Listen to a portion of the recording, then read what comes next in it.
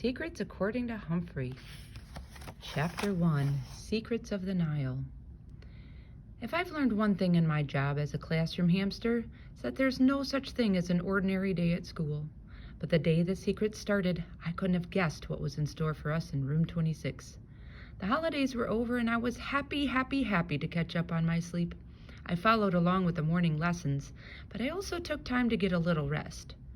After my friends left for mid-morning recess, I settled down in my nice soft bedding and closed my eyes. When I opened them again, I was unsqueakably shocked to look up and see our teacher, Mrs. Brisbane, writing new vocabulary words on the board. There was nothing strange about that. But there was something very strange about what she was writing. Instead of writing words like marsh, journey, and approach, our teacher was writing odd strings of letters that didn't look like any words I'd ever seen. Pharaoh, papyrus, pyramid, hieroglyphics. I think journey is a difficult word to spell, but pharaoh and hieroglyphics?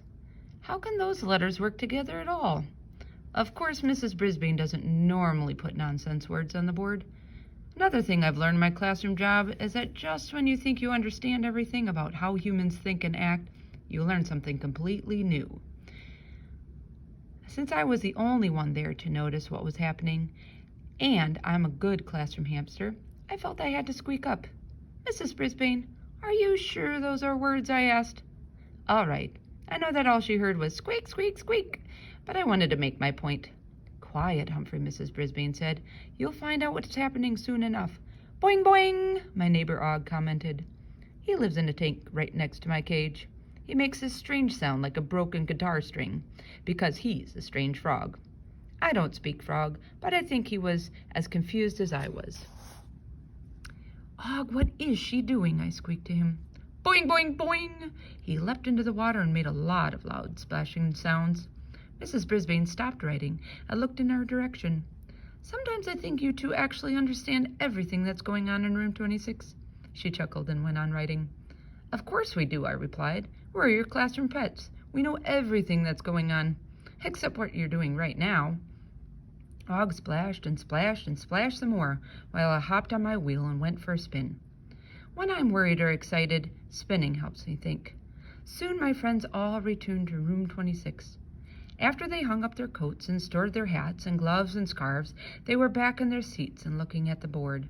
Slow down Simon's hand went up right away. Mrs. Brisbane, are we supposed to learn those words? He asked. Because they look really hard. Yes, I agreed. But Mrs. Brisbane just smiled and nodded. Yes, they are, class, but you're going to be learning a lot about these words in the next few weeks, she explained.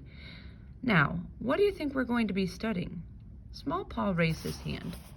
We have two boys named Paul in our class. Since Paul F is shorter than Paul G, I call him Small Paul. Something to do with Egypt, he answered, when Mrs. Brisbane called on him. Yes, Mrs. Brisbane said, we're going to be studying ancient Egypt. Then she added the words ancient and Egypt to the list on the board. Most of my classmates looked excited, but I have to admit I still had no idea what Mrs. Brisbane meant. What other words can I write on the board to go along with these? She asked. I know. Be careful, Kelsey waved her hand. Mummy. Mrs. Brisbane added the word to the board. Now, I know what a mummy is.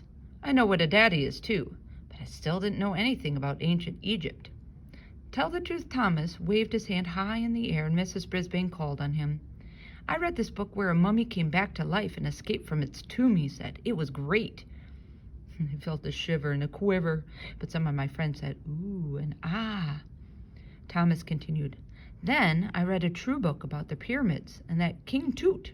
All my friends giggled. King Tut. Thomas looked very pleased with himself. He was a pharaoh, which is like a king. King Tut? I repeated.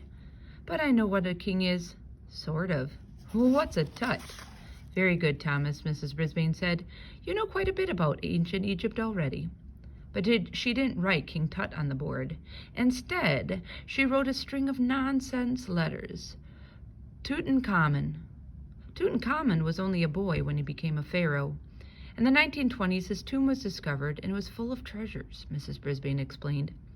I'm so surprised she could figure out how to say that word, I squeaked to my neighbor. Do Do you know what she's talking about? Boing, boing, Og replied. At least I wasn't the only one in the dark. To start our Egypt unit, we're going to the library now. Mr. Fitch will be showing us a film that shows some of the wonders of King Tut's tomb. It's called Secrets of the Nile. She wrote Nile on the board. I had no idea what that meant either, but at least it was short and easy to spell. My fellow students lined up to go to the library. Can Humphrey come too? Rolling Rosie asked as she rolled her wheelchair past my cage. Thanks, Rosie, I squeaked. My hopes were dashed when Mrs. Brisbane said, I think Humphrey would probably rather take a little nap. But I wasn't the least bit tired. As I left the room, I heard Simon ask Thomas what the name of Mummy book was. I can't remember, Thomas said. I'll show it to you in the library. Great, because I want to check it out, Simon said. I want to learn those secrets of the Nile, Rosie said as she rolled her wheelchair out the door. I want to sing King Tut's treasure, Holly said. Before I knew it, Og and I were all alone in the room. Og, I want to know the secrets of the Nile too, don't you? I squeaked. Boing, boing, my friend replied. Whatever the Nile is, I added. I scurried over to the corner of my cage. There's a mirror there. Behind it is a secret, my tiny notebook and pencil that Miss Mac gave me. I started to write down all the weird words.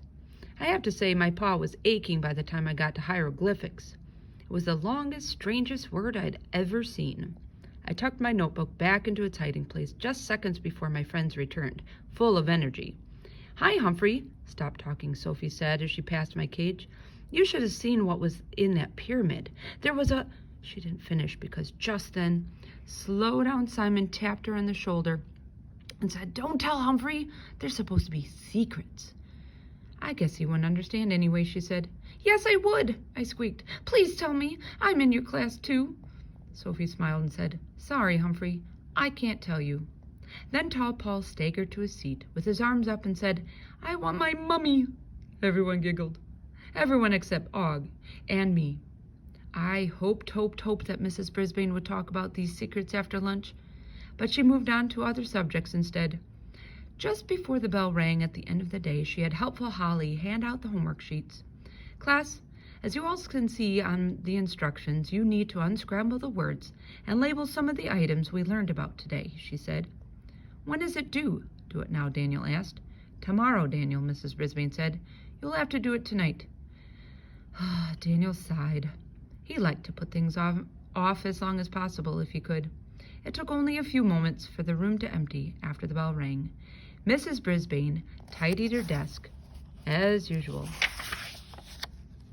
Can you tell us about the secrets of the Nile? I squeaked. What's that, Humphrey? Are you interested in ancient Egypt? She asked. Yes, I answered. As if you know what I'm saying, she said with a chuckle. Well, you'll find out what's going on soon enough. But I'd like to know now, I squeaked. Boing, boing, Og agreed. I might as well put the map up before I go, she said. She took a large scrolled-up paper from the closet and then tacked it to the bulletin board. There's ancient Egypt, and there's the Nile, she pointed at the map. You two will have to wait to learn the rest. Just then the door opened and Mr. Morales came in. He's the principal and the most important person at Longfellow School. I'm glad you're still here, Sue, he said. Our teacher's first name is Sue, but I always call her Mrs. Brisbane. I have some bad news, Mr. Morales said, and I have some good news as well. What's the bad news? Mrs. Brisbane asked. You're going to be losing one of your students in a few weeks, he told her. Oh, no, she replied. Who?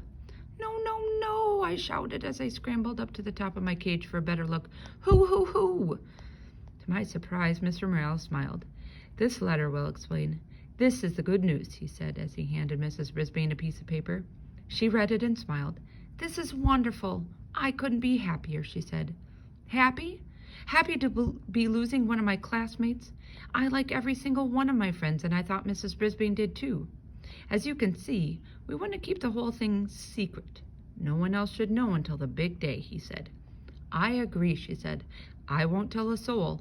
Oh, but can I tell Bert? Bert is Mr. Brisbane's first name. Yes, but only Bert, he said. Og splashed around in his tank. What about us? I squeaked.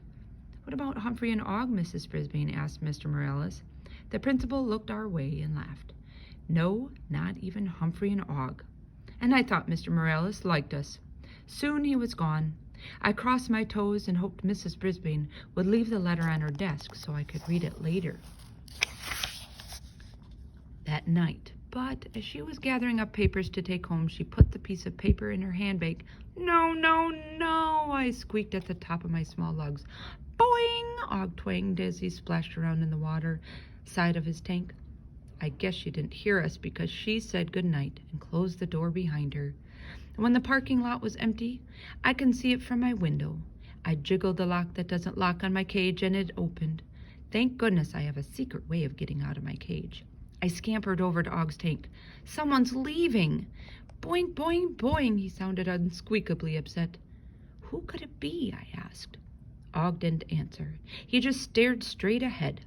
He has a very wide mouth that usually looks like a smile, but that night he wasn't smiling at all. He was the saddest frog I'd ever seen. Yes, he's the only frog I'd ever seen up close, but he did look sad. What can we do? I asked. Og just sat there, as still and silent as a rock he was sitting on. After a while, I went back to my cage and closed the door behind me. Then I took out my notebook and began to write. Secrets can be very, very, very bad, I wrote. And I meant every single very. Humphrey's top secret scribbles. There's just one thing I want to know. Which of my friends is about to go?